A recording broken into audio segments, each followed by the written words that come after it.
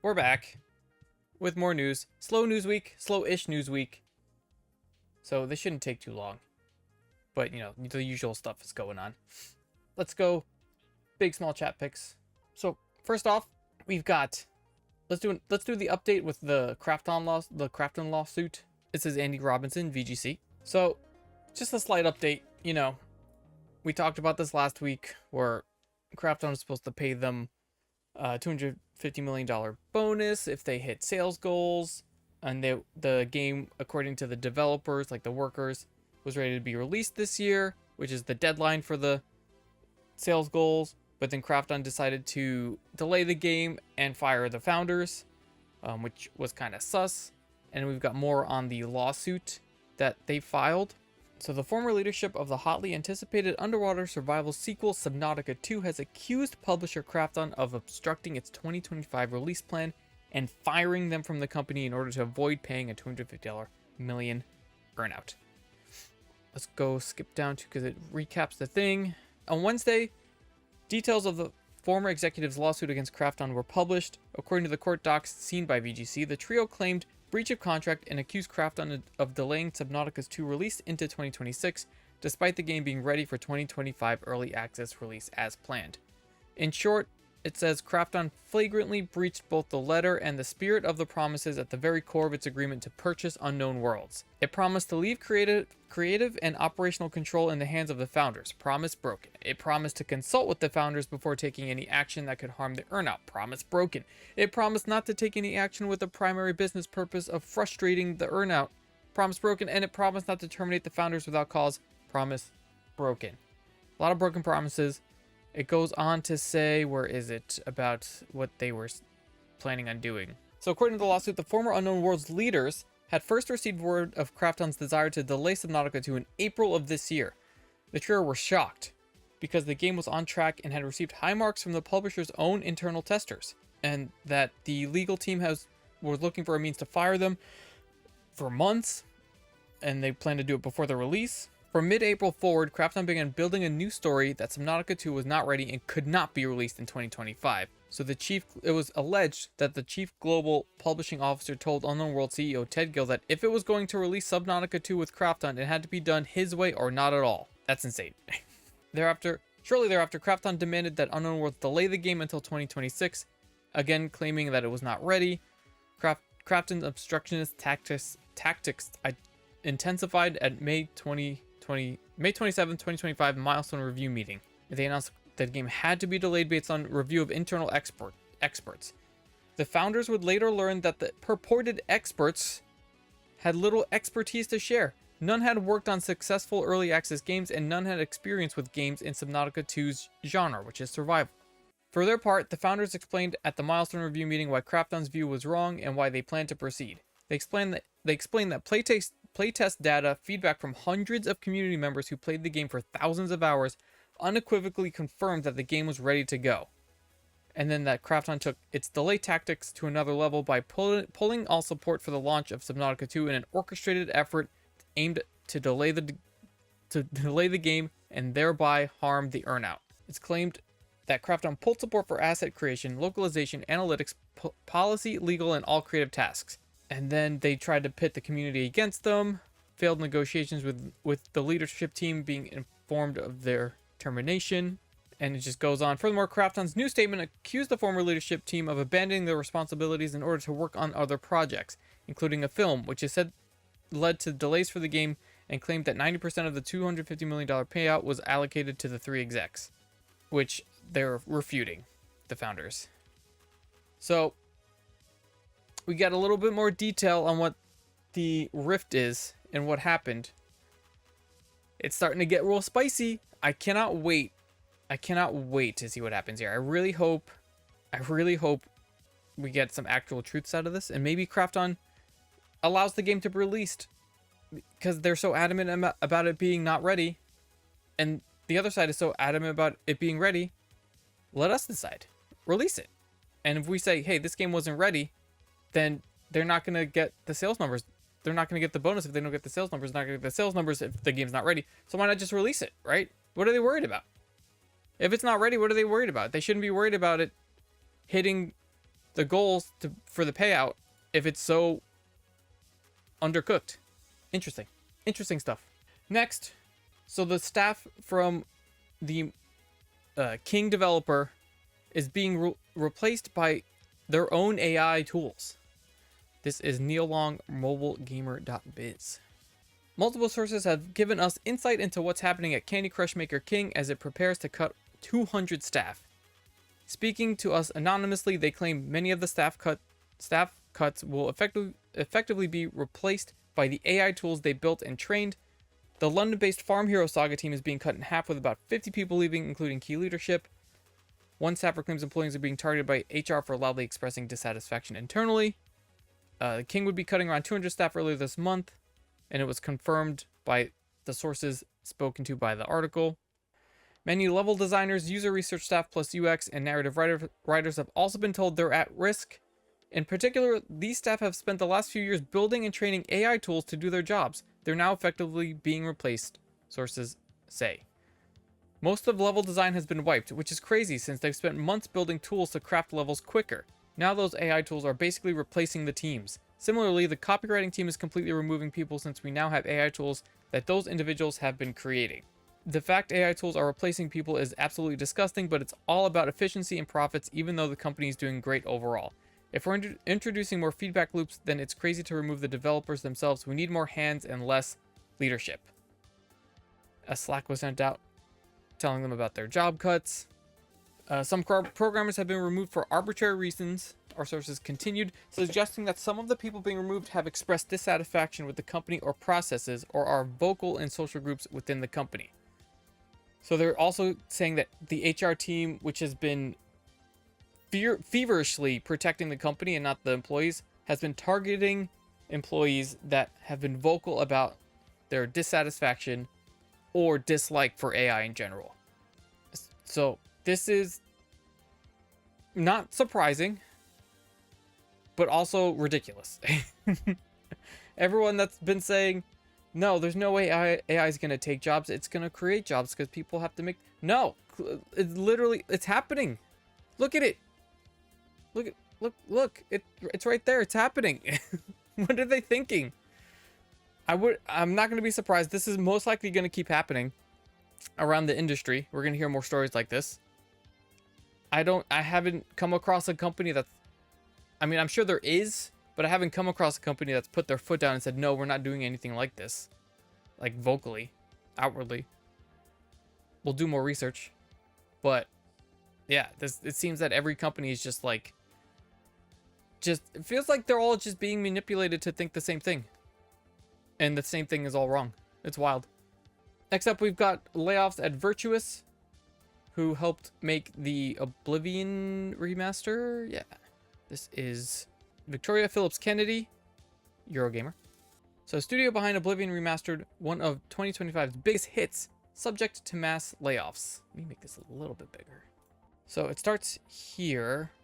So, according to a post on Blue Sky by Gauthier Andres, a reporter for the French language publication Origami, 7% of the company's workforce will be subject to layoffs. That's 300 people. These layoffs will allegedly be across the United States, Asia, Europe, and 3 branches in France. And then it was confirmed later on. Virtuous has confirmed a restructure at the company with Eurogamer. In a statement, a Virtuous spokesperson said these layoffs affected around 7% of staff, primarily in teams facing lower occupancy and slower demand due to structural shifts in the industry. Around 200 roles in Asia have been impacted, while 70 roles in Europe were also eliminated. Of those 70 in Europe, fewer than 10 were in France, where the core team working on Oblivion Remastered is located. And then they go on to, hey, thank these guys, they did great work, yada yada yada. Bullshit. What do they need? Right?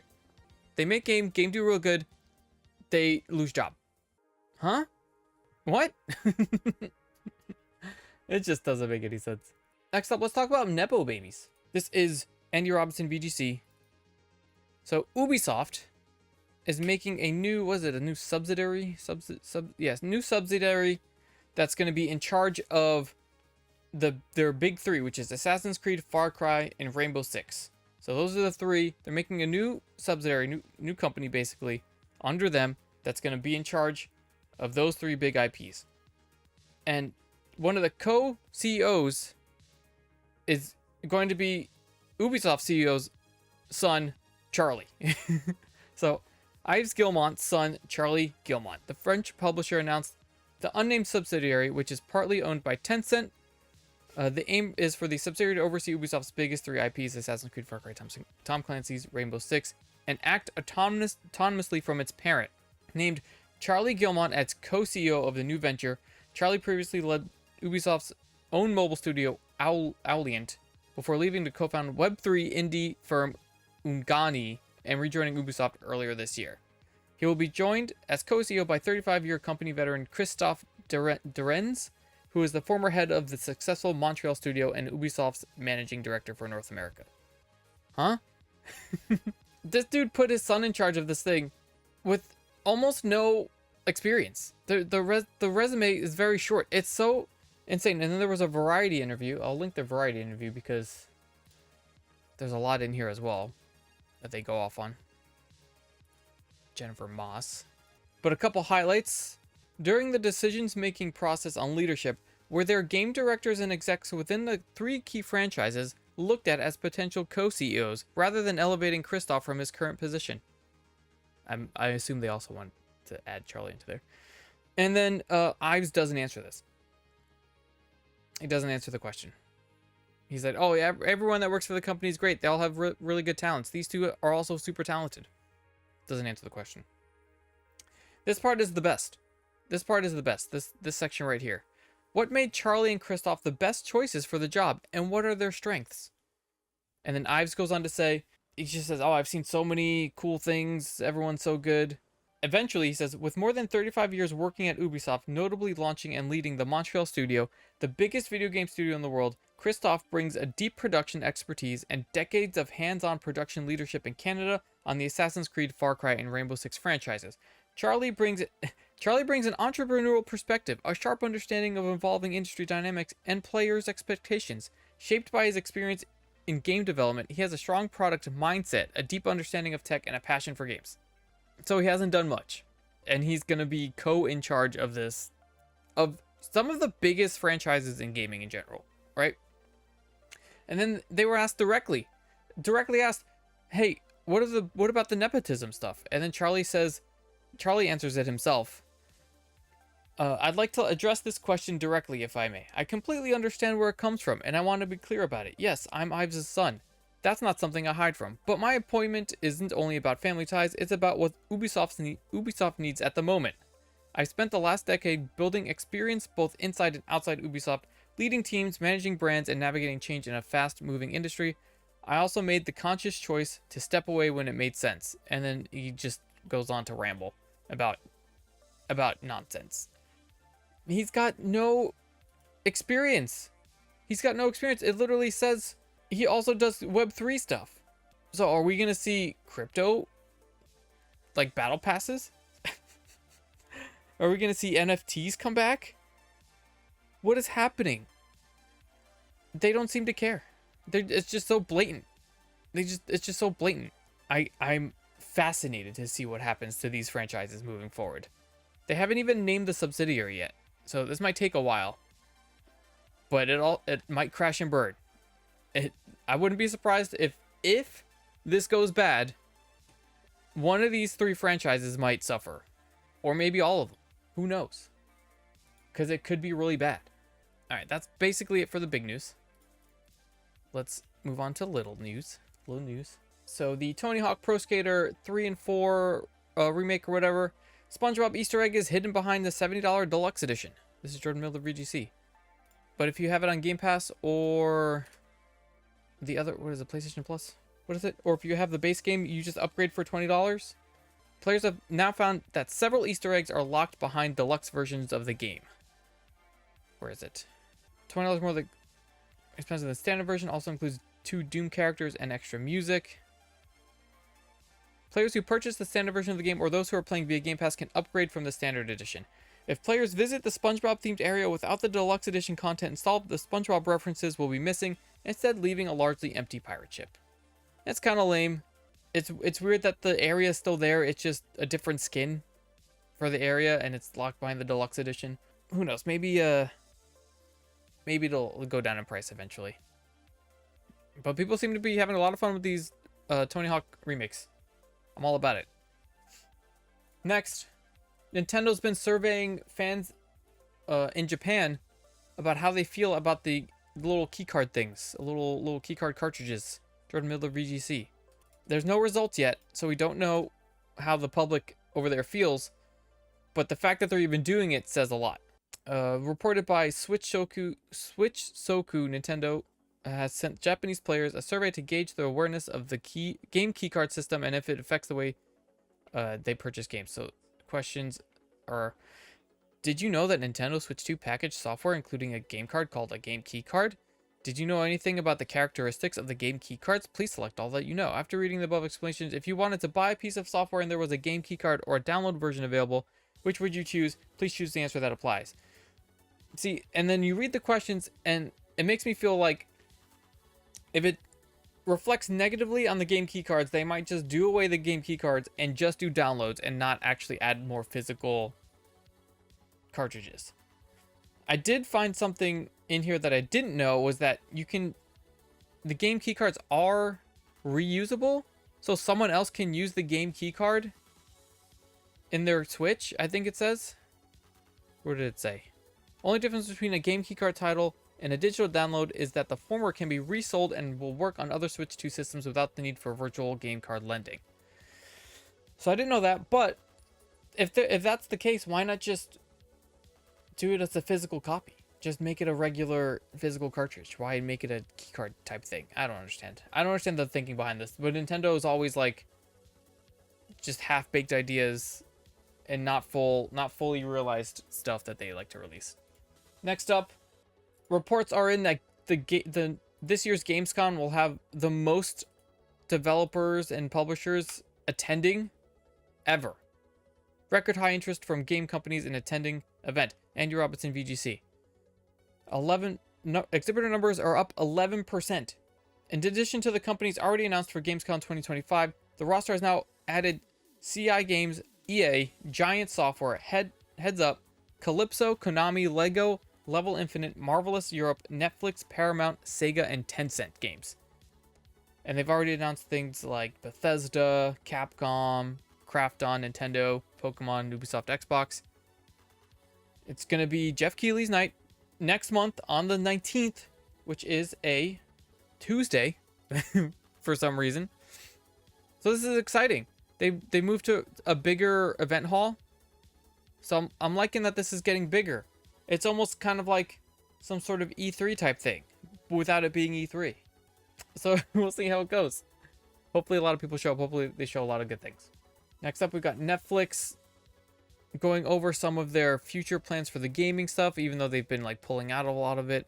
This is Eddie McCooch on GameSpot.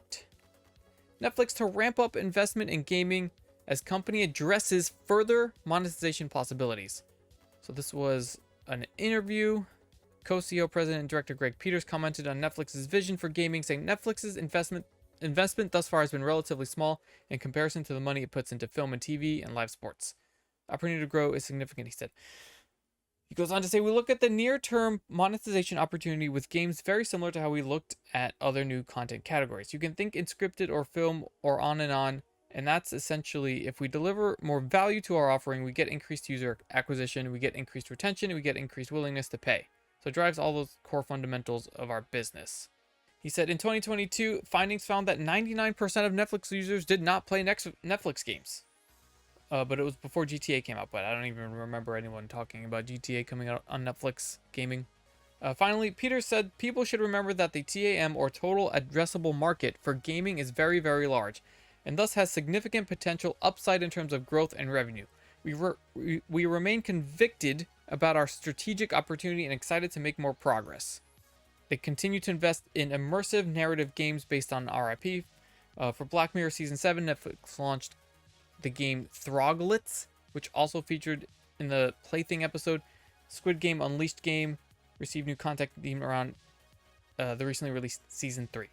So they've got a couple things going on, and they're alluding to the fact that they want to do more, but it doesn't really seem like they're going to do more, honestly. They haven't added, they've only been taking away lately. They haven't added anything. But I think he said somewhere that he wants to start making sure that they provide quality stuff in small amounts before jumping back into it like they've been, or at the beginning when they just started spending money. They want to prove that they could do it before they start really doing it, which is, you know, a good way to do it. But you gotta prove yourself. You have to actually start doing stuff. Last thing on the small news, the Mortal Kombat 2 trailer came out the other day or yesterday, whenever it was. It's super hype. If it'll load, we're not gonna actually play it because we don't want to get taken down, but we will skim through it. We got Carl Urban as Johnny Cage. They released a second trailer of his in-universe movie. It's super funny. It's a real Steven Seagal type thing. It's awesome. It looks like it's really centered around Johnny Cage and not so much the dude from the last movie. And it looks way better and way more fun.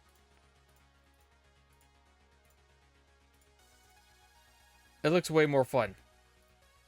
He's got no powers. That's the main thing in the trailer. He's like, I've got no powers. I can barely fight. And he's got Scorpion back. Let's go. And he slits people in half. So this is going to be a fun time. I'm excited. I enjoyed the first one. It wasn't the best, but I enjoyed it. And this one looks like it's going to be better. Hopefully. And that's it for small news. Let's go on to chat picks. Only a couple here. Like a kind of slowish news day. So, according to this story, Michael Kripe, IGN, Blizzard still intends to do more PvE or story-based stuff, even though they lied to us that one time. So, Overwatch 2 game director Aaron Keller has addressed criticisms that Blizzard Entertainment dropped the ball when it comes to the things like story content, PvE, and animated shorts. Reading this, I was like, wow, they really haven't released any of the animated things. And it says, what's the time frame that it says here? Like, they haven't released anything in like 2 years? We began somewhat frequent lore drops, eventually starting to fizzle out around the release of Overwatch 2 in 2022. It's been nearly 2 years since fans received a 3D animated cinematic. For Overwatch, that's nuts. And I feel like I didn't even think about that until reading the story. They really haven't been doing anything about the lore in the past couple of years. That's wild. A quote is, I think for us to say that Overwatch 2 is firing on all cylinders, we need to have some of that come back. So he admitted that they did dorp the ball with the promises that they made. It just didn't come together, but they do still want to get back into it. They think that now's the time to start it. But it's Blizzard. It could be another fib. They could be fibbing again, just like they like to do. It would be really cool if they did do the thing. It'd be awesome. It'd be a lot of fun, I'm sure. Because a lot of those like limited time game modes where it's like you're working together to do a mission, those are pretty fun most of the time. And a whole kind of like game mode with that, with a story and lore and cinematics, hell yeah, give it. And the last story is secretly EA is shutting, well, not secretly, under the radar, EA is also shutting down Need for Speed Rivals. But there is an offline mode. This is James Lucas, the gamer. Earlier this month, EA announced that it will be taking Anthem offline next year, rendering it completely unplayable. While the game isn't exactly popular, the move has proven incredibly controversial for the precedent it sets, sparking petitions and adding even more fuel to the Stop Killing Games movement. But it also quietly revealed that Need for Speed Rivals is being taken offline later this year on October 7th. Bizarrely, there's no mention of the PS3 and Xbox 360 versions, only the Xbox One, PS4, and PC. Don't worry about digging out your old consoles though. Unlike Anthem, you can still play Rivals when it goes down because it has an offline mode that you can still use. And it says people have been using that because the servers have been dead anyway. And this is what we talked about last week. When the response to the Stop Killing Games stuff was like, hey, companies can't afford to keep the servers on forever, so there's no choice. But then it's like, don't make the game like that. And this is an example. They didn't make this game like that, and you could still play it. How awesome is that? Again, not a big player base, but you can still play it if you want. This sparked concern that Need for Speed 2015 will be up next, as it launched 2 years later. Unlike Rivals, it doesn't have an offline component. So if the servers were to be shut down, it would follow Anthem's suit and be made completely unplayable. Looks like they're purposely not putting that kind of offline stuff into the game. Interesting. Interesting. And then we go to DevDub. There was really nothing that I could find that was like a developer going above and beyond like usual. So we had to really scrape for this one. This one's gonna be FromSoft, allegedly. This week's DevDub is gonna go to FromSoft for allegedly having a game in development that could be released next year. That's not the Switch game. This is MP1st. So, FromSoft were deep into development on unannounced project codenamed FMC. According to information we've seen, this is on the website. According to information we've been able to obtain, the Japanese studio From Software, in addition to working on updates and DLC for Elden Ring Night Rain, as well as on the exclusive title for Switch 2, Duskbloods, it also is in the advanced stages of production on another as yet unannounced project, a multi-platform game with the codename FMC. And they always do code names for their games. Considering the nature of the source these details come from, everything points to the project being as such an advanced stage that unless it hits a delay, we should be able to play it no later than next year. If this is true, and FromSoft has 2 games coming out next year, Duskbloods, because I think that Duskbloods is supposed to come out next year last time I checked, and whatever this game is, they get the DevDub. So we're going to retroactively either reinforce this or take this away when we get more information. It could be, it's possible that, because it doesn't mention in here, but this is just me yapping, it's possible that whatever this other game is just Duskbloods on the other platforms. Because it seems pretty insane to me that a FromSoft game is going to be totally exclusive on the Switch too, unless it's like a tiny game. I wouldn't be surprised if it's just Duskbloods on the other platforms and it's going to be a limited time exclusive to Switch. That seems like the most likely if this is true, because if it's an entirely new game, that's going to be I don't see, again, I also don't see how that's possible. If it's ready enough to be playable next year, we could see something either at Gamescom or Game Awards this year. We'll see. So, FromSoft, DevDub, let's go. Just dropping stuff all the time. Love it. Elden Ring, great. Shadow of the Erdtree, great. Night Rain, great. Duskbloods, looks great. New game? The idea of it's great. It could be another Armored Core too. It could be the next Armored Core game. Who knows? But I think it's just Duskbloods on the other platforms, because otherwise it seems silly. But that's gonna be it for this week's casual gaming news. We did it again, and we were able to do it in less time this time because, again, slow news week. We'll see what happens next week. But thank you everyone that hung out for news. This was a great time. Make sure to check out the links in the chat: YouTube, Twitter, Discord, TikTok, Instagram. This video will go up either Sunday or Monday, this VOD on YouTube. Make sure to hit the likes. Make sure to add other stories. Tell me what we missed and got wrong in the comments. All these studios closed and now there's less news. Yeah, right. But make sure to, click the buttons, make the comments, or don't, or just watch the videos. That works too. I love it. But that's gonna be it for me. Thanks again for you guys for hanging out in the chat.